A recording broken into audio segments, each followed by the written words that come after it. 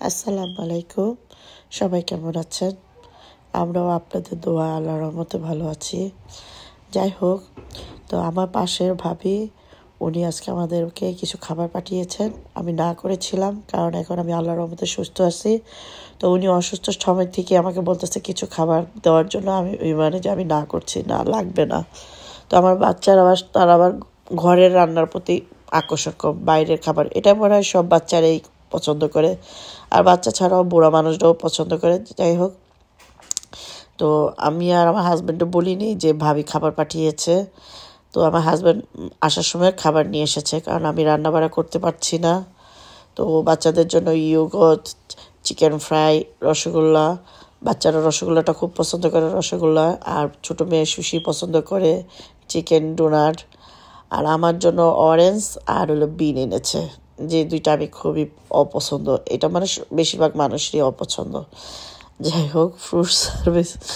আর আমার জন্য জিলাপি এনেছে, আমার খুব পছন্দ জিলাপি। আমার বাবা যখনই যে বাইরে যাবে আমার জন্য মসমসা জিলাপি আনবে, বোম্বে জিলাপি। তো আমার বাবার মতো সেম এখন আমার হাজব্যান্ডও করছে।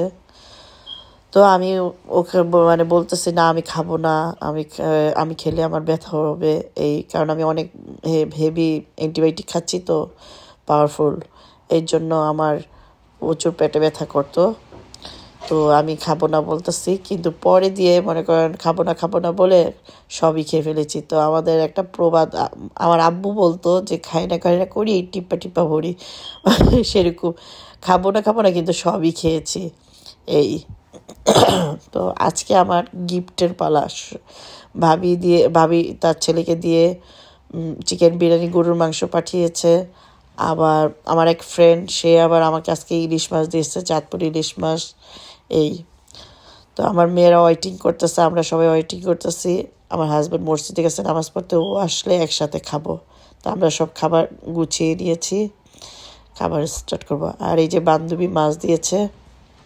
তো আমার হাজব্যান্ড বলতেছে, তোমার বান্ধবী কী কারণে মাছ দিয়েছে? যা ধরো ওনার যদি পুকুর থাকতো তাহলে করতো। তা বান্ধবীকে বললাম, সে বলল যে না, আপনার ওনার হাজব্যান্ড অনেক মাছ এনেছে, সবাইকেই দিয়েছে, শুধু আমাকে একা না, সব ফ্রেন্ডদেরকে দিয়েছে। যাক, গিফট পেলে তো সবাই খুশি হয়, এটা তো নর্মাল। এই তো আমরা এখন খাবার দাবারের দিকে নজর দিই, খেতে বসে পড়েছি। সবাই তাহলে ভালো থাকবেন, আমাদের জন্য দোয়া করবেন বেশি বেশি করে। আর ভুল ত্রুটি হলে ক্ষমার দৃষ্টিতে দেখবেন, কারণ আমরা তো মানুষ, আমরা তো আর ফেরেশতাও না। তো ভুল তো হতেই পারে। এই তো সবাই কাছে ডাবল ক্ষমা চাচ্ছি। তো সবাই যদি ভুল হয়ে থাকে ক্ষমা করবেন। আর আমার ভয়েসটা আজকে বেশি ভালো না, কারণ একটু ঠান্ডা লেগেছে, গরম আর ঠান্ডা।